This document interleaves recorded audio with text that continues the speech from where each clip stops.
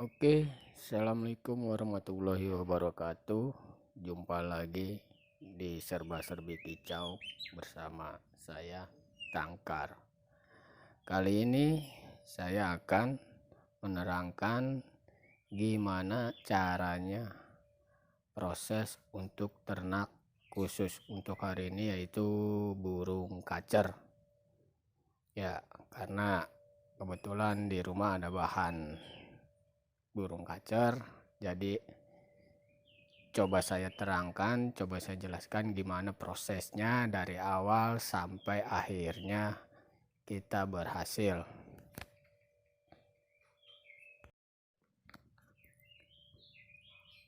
Untuk proses ternak kacer, pertama kali yang kita harus siapkan adalah yang terutama pentingnya adalah indukan kacer. Indukannya yaitu antara jantan dan betina. Jadi kita harus menyiapkan dulu burungnya. Kalau kita mau ternak, kalau nggak ada burungnya, apa yang mau dihasilkan? Bukan begitu. Nah, setelah kita punya indukan sepasang, kandang juga perlu kita siapkan. Kalau kandang ya relatif. Kalau kandang di sini saya pakai panjangnya lebar 1 meter, tinggi 2 meter, dan luas. Oke, saya perjelas di sini, maaf tadi ada kesalahan teknis. Kalau untuk ukuran kandang tersendiri yang saya gunakan adalah panjangnya 80, lebar 80 dengan ketinggian 2 meter. Jadi kalau untuk kandang sendiri ya relatif, dan di dalamnya itu harus kita sediakan wadah. Wadah itu ada tempat jangkrik.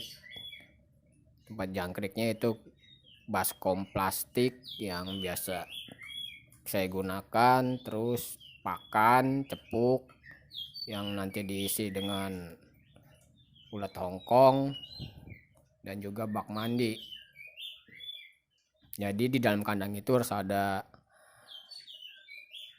wadah untuk makan, cepuk, bak mandi, dan sarang. Sarang sebaiknya kita siapkan, dan jangan lupa glodoknya juga.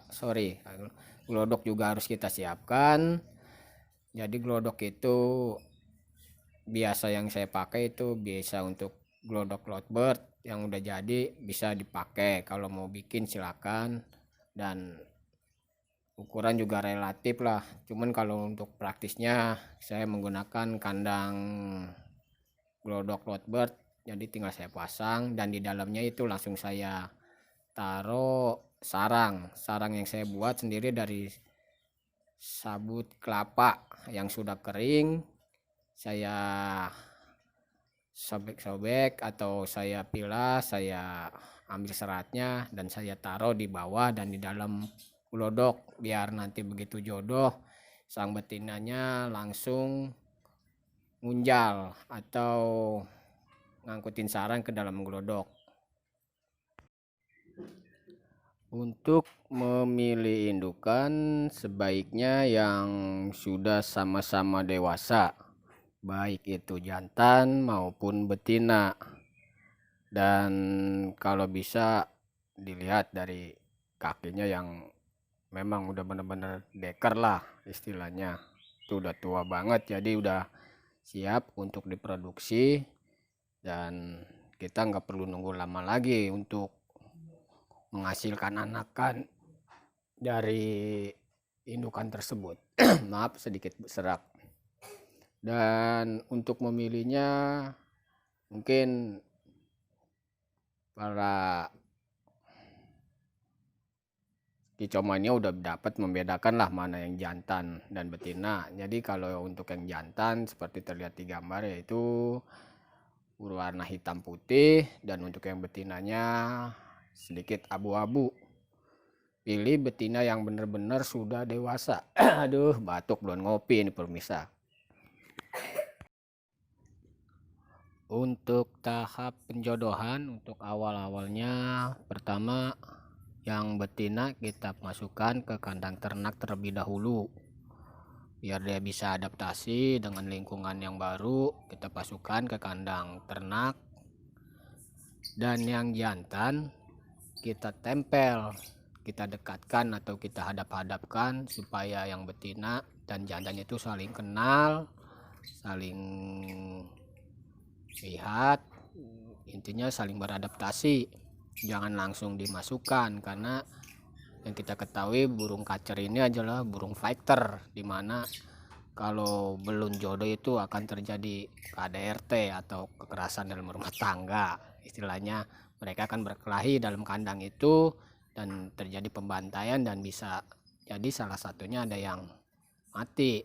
Jadi untuk tahap awalnya yang betina kita masukkan ke dalam kandang ternak terlebih dahulu, kemudian yang jantan kita dekatkan di samping kandang ternak tersebut kurang lebih selama 1 minggu paling cepat, atau paling lamanya ya 2 minggu.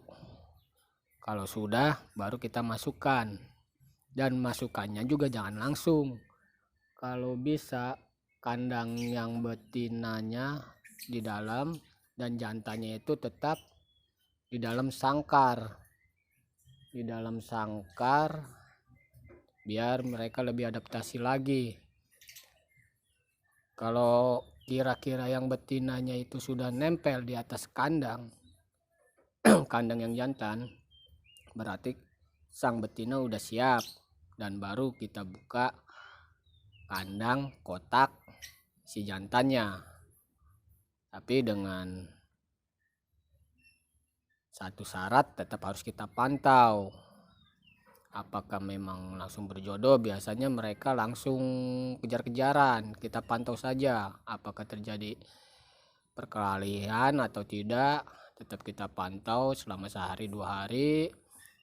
Terus malamnya kita lihat, kalau malamnya sudah mereka nangkring bareng dan tidak ada kekerasan, berarti itu jodoh, dan kita tidak perlu khawatir lagi akan ada perkelahian antara jantan dan betina. Kalau seumpamanya tidak jodoh, biasanya terjadi perkelahian, dan sebaiknya kita ambil lagi itu yang jantan, kita pisahkan lagi. Tapi kalau emang jodoh, mereka langsung berdekat dan tidak terjadi perkelahian.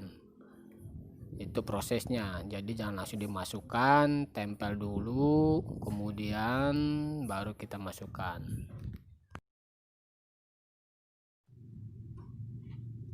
Dalam budidaya ataupun ternak burung kacer, hal yang terpenting atau yang perlu diperhatikan juga adalah masalah pakan. Jadi pakan itu harus benar-benar tercukupi, tidak boleh kurang sedikit pun. Pakan yang saya pakai atau saya gunakan di sini adalah jangkrik, ulat Hongkong, dan sotong. Jadi pakan-pakan tersebut harus selalu tersedia di dalam kandang ternak agar sang indukan itu dapat terpenuhi nutrisinya, bisa berkembang biak dengan baik dan menghasilkan anak-anak yang sehat. Itu hal terpenting, baik itu kacar, murai, atau yang apapun istilahnya. Kalau emang kita ingin membudidayakan atau ternak kacar itu, pakannya itu harus selalu terpenuhi, tidak boleh tidak. Jadi harus kita sering lihat. Untuk jangkrik sendiri saya memberikannya itu pagi dan sore, tidak ada takaran. Jadi ya kurang lebih 2 kepal lengan lah saya ambil, lalu saya masukkan ke wadah baskom.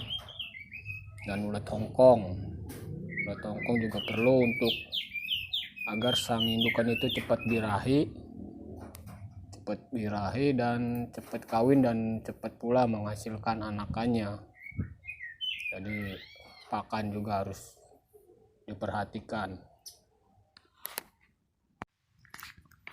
Dan satu lagi adalah bahwa dalam budidaya ataupun ternak kacer yang harus kita utamakan juga adalah kesabaran kita, karena hasilnya itu kadang tidak sesuai dengan apa yang kita harapkan. Ada yang sudah bertahun-tahun belum juga mendapatkan hasil, bahkan ada yang baru sebulan atau 2 bulan dijodohkan sudah menghasilkan. Jadi semua itu juga perlu kesabaran, selain pakan, tempat, dan juga kesabaran dalam budidaya ternak. Yang penting tempat budidaya ternak kita itu aman, tidak terancam oleh binatang buas ataupun gangguan yang lainnya. Jadi indukan itu bisa dengan tenang dia menghasilkan atau berproduksi dengan baik. Selain kesabaran juga yang diperlukan adalah pembelajaran. Jadi kita juga harus sering-sering kita cari informasi gimana cara budidaya yang baik. Selain dari channel saya ini, teman-teman bisa mencari referensi dari video yang lain yang kira-kira emang di video saya ini ada yang kurang, teman-teman bisa cari yang lainnya yang kira-kira bisa lebih. Dan teman-teman juga bisa ikut komunitas. Di situ banyak, khususnya di Facebook ada komunitas-komunitas peternak burung, baik itu kacer, murai, lovebird, dan yang lainnya. Teman-teman harus aktif di situ. Di situ bisa kita tanya jawab, berbagi pengalaman dari awal akhir sampai yang lainnya. Kebetulan saya juga aktif di Facebook di komunitas peternak kacer Indonesia. Di situ saya sering bertanya, terus melihat pertanyaan teman-teman yang lain, solusinya gimana dan cara mengatasinya gimana. Ya intinya teman-teman harus sering cari-cari referensi yang lain selain dari video saya ini. Mungkin di video saya ini ada yang kekurangannya, ada teman-teman yang kurang paham, teman-teman bisa cari di channel yang lain ataupun ikut di komunitas Facebook. Kalau untuk yang ternak kacer ya komunitas peternak kacer Indonesia. Saya juga aktif di situ, sering sharing, sering berbagi untuk menambah wawasan dan tentunya agar hasil ternakan kita itu bisa menghasilkan apa yang kita harapkan. Oke, saya rasa cukup itu saja penjelasan dari saya tentang gimana caranya budidaya atau ternak burung kacer. Untuk yang kurang jelasnya silakan komen di bawah, dan jangan lupa like and subscribe agar saya bisa membuatkan konten-konten video yang lain yang bisa berguna untuk rekan-rekan semua yang ingin budidaya ternak kacer atau burung yang lainnya. Mungkin episode selanjutnya akan saya jelaskan gimana cara prosesnya meloloh anakan. Oke, cukup sekian, dan jangan lupa sekali lagi like, comment, and subscribe. Assalamualaikum warahmatullahi wabarakatuh.